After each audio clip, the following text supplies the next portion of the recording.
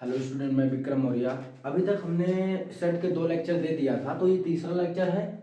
आप बिल्कुल topic wise देखते रहिए। आप पीछे जाकर के हमारे दोनों लेक्चर देख लीजिए, जिससे ये टॉपिक आपको एकदम बेहतर तरीके से समझ में आए। तो डायरेक्ट चलते हैं बिना टाइम वेस्ट किए हुए। तो हमारा इसमें 2-3 टाइप थोड़ा सा रह गए थे, वीडियो थोड़ी लॉन्ग ना हो इसके लिए हमने यहाँ पर इसको लिया है। तो घात समुच्चय क्या होता है? सबसे पहले क्या है घात समुच्चय। इसे पीए से डिनोट करते हैं, मतलब पावर सेट मतलब घात समुच्चय। इसे पीए से प्रदर्शित करते हैं। पीए क्या होता है? उप समुच्चय के समुच्चय को, मतलब उप समुच्चय के समुच्चय को क्या कहते हैं? घात समुच्चय कहते हैं। तो मतलब सबसे पहले ये है, जैसे इसका उप समुच्चय हम ज्ञात करते हैं, तो ये आपको हमने लिखा है। जैसे आपको पहले बता दें कि जैसे 1 2 3 ये है, इसका हम उप समुच्चय कैसे? उप समुच्चय हमेशा फाई से स्टार्ट करते हैं लिखना, मतलब उप समुच्चय लिखते हैं हमेशा फाई से। और फाई क्या होता है भैया? रिक्त समुच्चय होता है। ये सभी का समुच्चय होता है, मतलब अद्वितीय समुच्चय है, ये सब में आता है। ये फाई हो गया, फिर 1 हो गया, एक पहले फाई से स्टार्ट करेंगे, फाई, फिर एक एलिमेंट का समुच्चय लेंगे, फिर 2 2 का समुच्चय लेंगे, 2 1 कामा 2, फिर 2 कामा 3, फिर 3 कामा 1। अब 2 2 हो गया, तीनों इकट्ठा लिख लेंगे, 1 2 3। अब अगर इन्हीं के ऊपर फिर एक सेट लगा दिया जाए तो इसी को क्या कहा जाता है? घात समुच्चय कहा जाता है। इसी पर फिर एक, मतलब एक मंजिला ब्रैकेट और लगा दें तो ये हमारा क्या प्राप्त हो जाता है? घात समुच्चय। तो एक आपके सामने एग्जांपल लिया है, जैसे a = 2 3 के उप समुच्चय तथा घात समुच्चय लिखे। तो उप समुच्चय बराबर फाई से स्टार्ट करें, फाई, फिर एक एलिमेंट, फिर 3, मतलब पहले 2, फिर 3, फिर दोनों साथ में ले लेंगे। तो ये हो गया हमारा घात समुच्चय। क्या है? इसी में खाली एक मंजिला ब्रैकेट और लगा दे, यही हमारा क्या हो गया? घात समुच्चय हो गया। तो आपके सामने एक क्वेश्चन और लेते हैं इसका, फिर अगले टाइप पे चलते हैं। तो एक क्वेश्चन हम के सामने और बता देते हैं, जैसे अभी यही वाला एग्जांपल, a बराबर 1 2 3, इसका पूछ रहा का घात समुच्चय ज्ञात कीजिए। का घात समुच्चय लिखिए या ज्ञात कीजिए। इसको कैसे लिखेंगे? तो इसका पीए कैसे फाइंड आउट करेंगे? इसको सबसे पहले क्या लिखेंगे? फाई लिखेंगे। फाई के बाद एक एलिमेंट, मतलब 1, फिर 2, फिर 3, अब 2 2 एलिमेंट, 1 2 2 3 3 1, फिर इसके बाद तीनों की इकट्ठा लिख लेंगे, 1 2 3। इसी पर हम एक ब्रैकेट और लगा दें। ये हमारा क्या हो गया? घात समुच्चय। तो अब घात समुच्चय में अवयवों की संख्या ज्ञात करने का डाटा आपके सामने फार्मूला बताते हैं, तो फिर इस टॉपिक को फिनिश करते हैं, अगले टाइप पे चलते हैं। तो घात समुच्चय ज्ञात करने का फार्मूला क्या होता है? जो उप समुच्चय ज्ञात करने का फार्मूला होता है वही घात समुच्चय ज्ञात करने का फार्मूला होता है। तो घात समुच्चय ज्ञात, घात समुच्चय में अवयवों की संख्या ज्ञात करने का सूत्र, अवयवों की संख्या ज्ञात करने का सूत्र। पूछे तो उसमें कितने एलिमेंट होंगे? तो 2 की पावर n। जो हमारा उप समुच्चय ज्ञात करने का फार्मूला था वही इसका फार्मूला है। और जैसे देख ले भैया, क्योंकि वही होता ही है। जैसे ये क्वेश्चन है, a = 1 2 3, इसे पूछ ले मैं घात समुच्चय के कुल अवयव की संख्या ज्ञात कीजिए। तो इसमें क्या हो जाएगा? n कितना है? 1 2 3, तो हमें सूत्र पता है। p क्या हो जाएगा? 2 की पावर 3, और 2 की पावर 3 मतलब 2 × 2 2, तो 2 दूनी 4 दूनी 8। तो ये हो गया। अब अगले टाइप पे चलते हैं।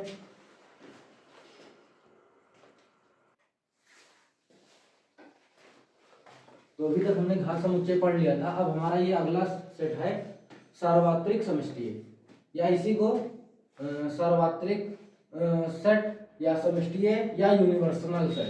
यूनिवर्सल नाम से पता चल रहा सबसे बड़ा भी है। यूनिवर्सल मतलब क्या होता है? सबसे बड़ा। तो सबसे बड़े समुच्चय को सार्वत्रिक कहते हैं, अर्थात जिसके अंतर्गत सभी समुच्चय आ जाए। वर्ड को पकड़ना भी है, जिसके अंतर्गत सभी समुच्चय आ जाएंगे उसे क्या कहेंगे? सार्वत्रिक या समष्टिय। इसे यू से डिनोट करते हैं। इसे किससे डिनोट करते हैं? यू से। जैसे for example a = a, b एक सेट है, b = a e i o u है, और c = x y z है।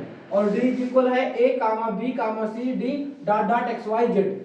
तो इसमें सबसे बड़ा सेट क्या होगा भैया, ये सबसे बड़ा इसमें सेट ए बी, ए से जेड तक है, इसी के अंदर ये ए बी सी सब आ जाएंगे। तो डी को क्या कहेंगे, यू, मतलब सार्वत्रिक समुच्चय। तो यहाँ सार्वत्रिक समुच्चय क्या होगा, डी होगा। अब एक नीचे एग्जांपल और बताते हैं, फिर एक अगले टाइप पे समुच्चय पे चलते हैं।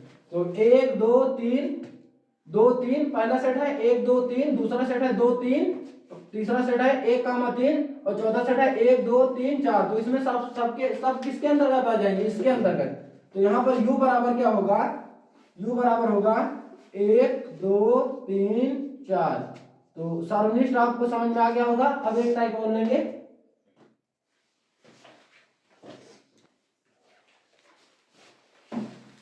तो अगला सेट है हमारा असंयुक्त समुच्चय। असंयुक्त समुच्चय क्या होता है, असंयुक्त मतलब अलग अलग, ये मतलब कॉमन ना हो, नाम से ही समझना। असंयुक्त मतलब अलग अलग होता है। तो जैसे दो समुच्चय ए तथा बी असंयुक्त समुच्चय कहलाते हैं यदि ए तथा बी में कोई अवयव कॉमन ना हो, मतलब दोनों में कोई चीज मैच ना करे भैया, दोनों में अगर कोई चीज ना मैच करे तो उसे हम क्या कहते हैं, डिसजॉइंट सेट। डिसजॉइंट सेट कहते हैं भैया। यदि ए तथा बी में कोई अवयव कॉमन ना हो तो उसे हम क्या कहते हैं, डिसजॉइंट सेट। फॉर एग्जांपल जैसे a इज इक्वल 2 4 6 8 और b इज इक्वल 1 3 5 7। अब इसमें देखिए कोई अवयव कॉमन ही नहीं है, मतलब क्या हुआ भैया, a intersection b is equal 5, मतलब दोनों में कोई चीज कॉमन ना हो तो उसे हम क्या कहते हैं, अतः a तथा b क्या है, परस्पर असंयुक्त समुच्चय है। अब एक लास्ट है पूरक समुच्चय। पूरक समुच्चय क्या होता है, इसे कंप्लीमेंट सेट कहते हैं। कंप्लीमेंट सेट क्या होता है, पूरक समुच्चय की परिभाषा सार्वत्रिक समुच्चय U के सापेक्ष देते हैं। मतलब आपको अगर पूरक समुच्चय जानना है तो उसके पहले आपको कौन सा समुच्चय पता होना चाहिए, सार्वत्रिक समुच्चय। सापेक्ष दी जाती है, इसे डैश से प्रदर्शित करते हैं। तो इसका भी आपको एग्जांपल समझाते हैं। जैसे ये भैया, पहले इसका मतलब समझा देते हैं कि डैश का मतलब क्या है भैया। डैश की पहले कहानी हम लोग समझ लेते हैं क्योंकि हमें कंफ्यूजन ना रहे, कॉन्सेप्ट अच्छे से पढ़ना है। जैसे ए डैश है, ए डैश का मतलब है u माइनस ए, बी डैश है तो इसका मतलब है u माइनस बी। अब इसका मतलब क्या भैया, इट मीन्स क्या है, ठीक ना, u के वे अवयव, u के वे अवयव जो a में ना हो। अब जैसे हम फॉर एग्जांपल यहाँ बात करते हैं, जैसे x is equal u is equal दिया है 1 2 3 4 5, a इज इक्वल दिया है 1 2 3। तो जैसे कोई पूछ ले a डैश ज्ञात करना, मतलब a का पूरक समुच्चय ज्ञात करना है, जिसका मतलब क्या होता है u माइनस a। अब यहाँ डिफिनेशन में आपको बताया है कि u के वे अवयव जो a में ना हो, मतलब इसका वो अवयव लेना है जो इसमें ना हो। तो इसमें नहीं है तो मतलब इसको हटा देंगे, इसको हटा देंगे, इसको हटा देंगे, तो बच क्या गया 4 5।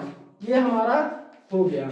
अब जैसे मान लो अभी b बराबर दिया होता, b बराबर मान लो दिया है 4 दिया है, तो अगर आपसे b डैश पूछता मतलब b का पूरक समुच्चय, b डैश मतलब b का पूरक समुच्चय, तो b डैश बराबर क्या हो जाएगा, b डैश बराबर u माइनस बी, मतलब u के वे जो b में ना हो। तो b में केवल क्या ना लेना भैया, 4 के केवल मना कर देना, इसको ले सकते हैं, इसको ले सकते हैं, इसको ले सकते हैं, इसको, मतलब 1 2 3 5।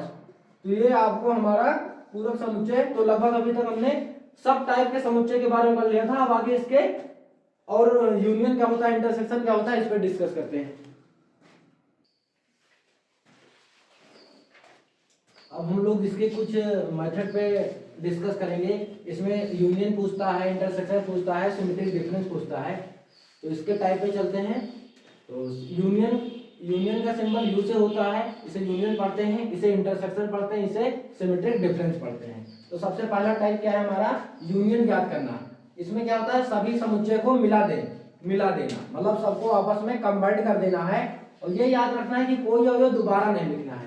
तो जैसे ये सॉल्यूशन है, क्वेश्चन आपके सामने स्क्रीन पे लिखा है, a इज इक्वल 2 3 4 5 और b is equal 1 2 3 is equal 4 तो करा तो a यूनियन b ज्ञात कीजिए। तो a यूनियन b बराबर 1 2 3 4 5, कोई अगर दोबारा नहीं लिखना है, ये क्या हो गया, आंसर हो गया। अब जैसे ये है दूसरा एग्जांपल है, a is equal a b c d, b is equal b c d ई और c is equal d E f g। तो आपसे यहाँ पूछ रहा है a union b union c। तो सबसे पहले आपको ये फाइंड आउट करना, पीछे सॉल्व करना है। पहले बी यूनियन सी ज्ञात करना है। तो बी यूनियन सी मतलब बी और सी को मिला दे, इसका मतलब जानना है बस। इसका मतलब होता है कंबाइन कर देना है दोनों को, ठीक ना। तो बी यूनियन सी को ज्ञात करें तो मतलब बी और सी को मिला दे। तो कोई अगर दोबारा नहीं लिखना है, B C D E F G, ये बी यूनियन सी हो गया। अब हमें किसके साथ यूनियन ज्ञात करना है, ए के साथ। तो A union B union C, अब मतलब ए को बी यूनियन सी के साथ मिला देना है, मतलब अब इसको ध्यान में रखना है, अब इसको साथ मिला देना है। तो इसको हो जाएगा A B C D E F G. तो ये हमारा क्या हो गया, आंसर हो गया। अब हम क्या करेंगे, इंटरसेक्शन क्या होता है।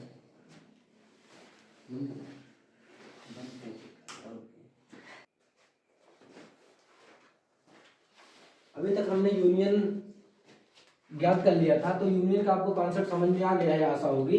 अब हमारा क्या है, इंटरसेक्शन ज्ञात करना है। इंटरसेक्शन का मतलब क्या है, जैसे यूनियन का मतलब क्या होता है, दोनों को मिला देना। दूसरी तरह इंटरसेक्शन का मतलब क्या आता है, दोनों समुच्चय में कॉमन। तो जैसे एक एग्जांपल दिया है, एग्जांपल से आपको समझाने की कोशिश करते हैं। जैसे a बराबर 3, 5, 7, 9, 11, b बराबर दिया है 7, 9, 11, 13। तो कह रहा है a इंटरसेक्शन b ज्ञात कीजिए, मतलब दोनों में कॉमन जो है वही उसका इंटरसेक्शन है। तो सॉल्यूशन डाल देंगे ना। तो a intersection b is equal क्या हो जाएगा, a इंटरसेक्शन b, दोनों में कॉमन क्या है, कॉमन मतलब जो दोनों मैच करे।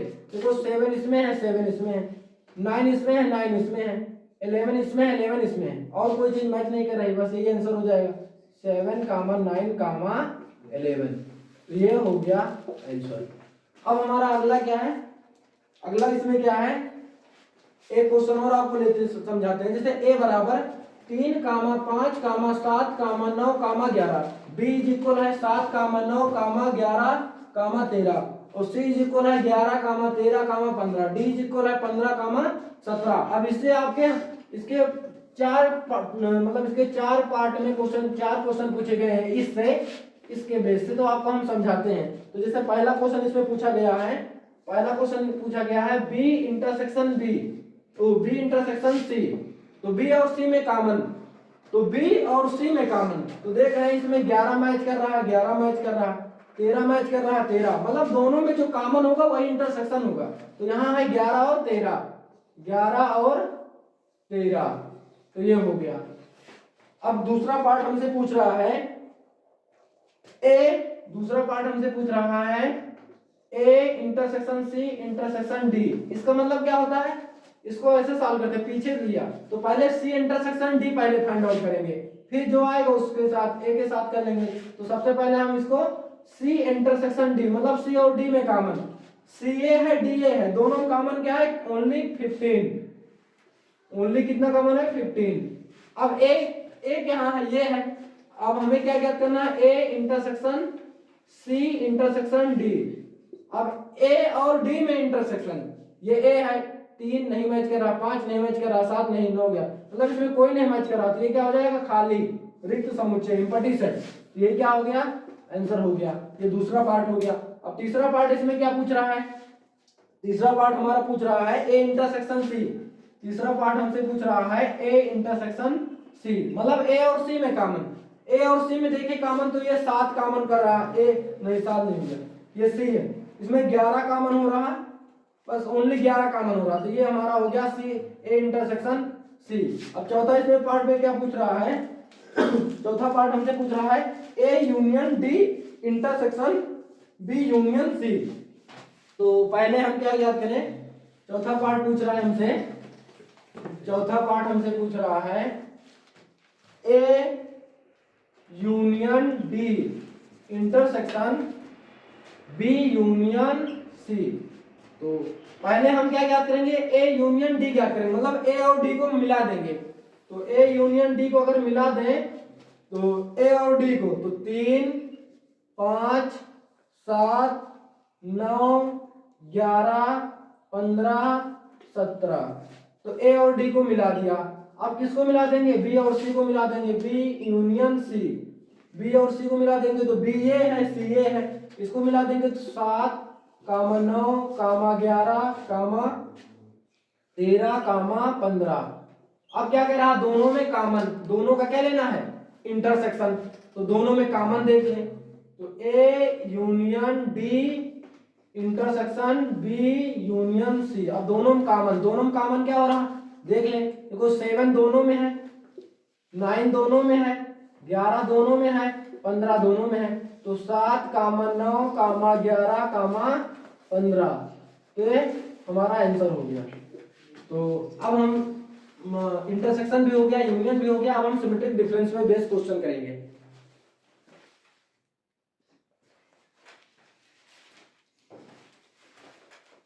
तो अभी तक हमने इंटरसेक्शन यूनियन फाइंड आउट कर लिया था, अब हम a माइनस बी माइनस यहाँ पर फाइंड आउट करेंगे। इसमें सेट में भी है माइनस, माइनस का मतलब यहाँ पर क्या होता है ये समझेंगे, डिफरेंस का मतलब क्या होता है। जैसे a माइनस बी तथा b माइनस ए ज्ञात करना, तो a माइनस बी का इट मीन समझ लेंगे बस, इसका मतलब क्या है, a के वे अवयव जो b में ना हो, यहाँ पर वर्ड पकड़ना भैया, a के अवयव लेना है जो b में ना हो, मतलब a के वे अवयव लेना है जो b में ना हो। अब b माइनस ए का मतलब क्या होता है, b के वे अवयव जो a में ना हो। तो एग्जांपल आपके सामने समझाते हैं, जैसे x बराबर a comma b comma c comma d तथा y बराबर f कामा b कामा d कामा g। तो कह रहा है हमसे पहला पार्ट पूछ रहा है, इनका मान ज्ञात कीजिए, पहला पार्ट पूछ रहा है x माइनस वाई।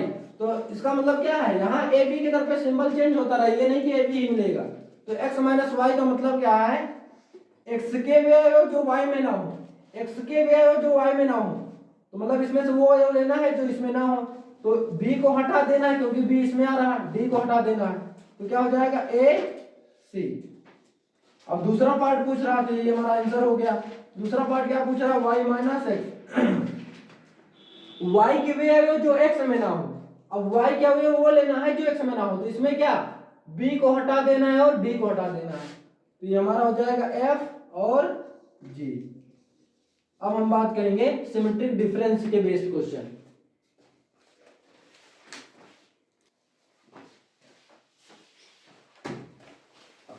अब सिमेट्रिक डिफरेंस में बात करेंगे। सिमेट्रिक डिफरेंस का सिंबल क्या होता है, प्लस लगा के गोला या डेल्टा से प्रदर्शित करते हैं। तो A symmetric difference B is equal क्या होता है, A minus B union B minus A. मतलब क्या है, पहले ए माइनस बी ज्ञात करना है, फिर बी माइनस ए ज्ञात करना है, उसी का यूनियन लेना है, तो वो हमारा हो जाएगा symmetric difference. C symmetric difference D का मतलब क्या है, C minus D union D minus C. पहले सी माइनस डी ज्ञात करना है, फिर डी माइनस सी ज्ञात करना है, उसी का क्या लेना है, यूनियन ले लेना है। तो फॉर एग्जांपल आपके सामने बताते हैं, क्वेश्चन ये है, यदि a is equal a comma b comma c comma d comma e तथा b is equal a comma c comma e comma d g comma f, तो आपसे क्या पूछ रहा है, a सिमेट्रिक डिफरेंस b। तो सबसे पहले हम क्या ज्ञात करेंगे, ये पहले नहीं ज्ञात करते, डॉट ज्ञात करने की इसका कोई तरीका नहीं। सबसे पहले a माइनस b ज्ञात करेंगे। a माइनस b मतलब a के वे जो b में ना हो। अब a के वे लेना है जो b में ना हो, मतलब इसमें c है भैया तो c नहीं लेना है, इसमें e है तो e नहीं लेना है, a है तो a नहीं लेना है, d है d इसमें नहीं तो d ले लेंगे, तो इसका क्या हो जाएगा d।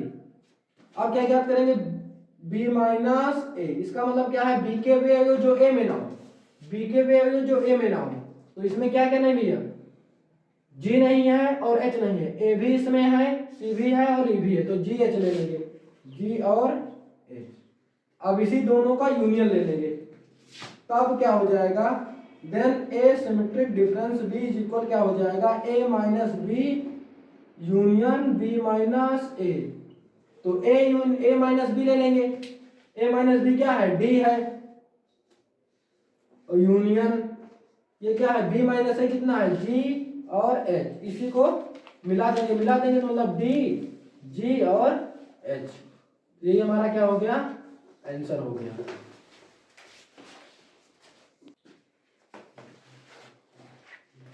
तो अभी तक हमने यूनियन पर आधारित, इंटरसेक्शन पर आधारित, सिमेट्रिक पर आधारित क्वेश्चन कर लिया था। अब हमारा पूरक समुच्चय पर आधारित, तो हमने डिफरेंशियल में बताया था, पूरक समुच्चय डिफरेंशियल u के सापेक्ष दी जाती है।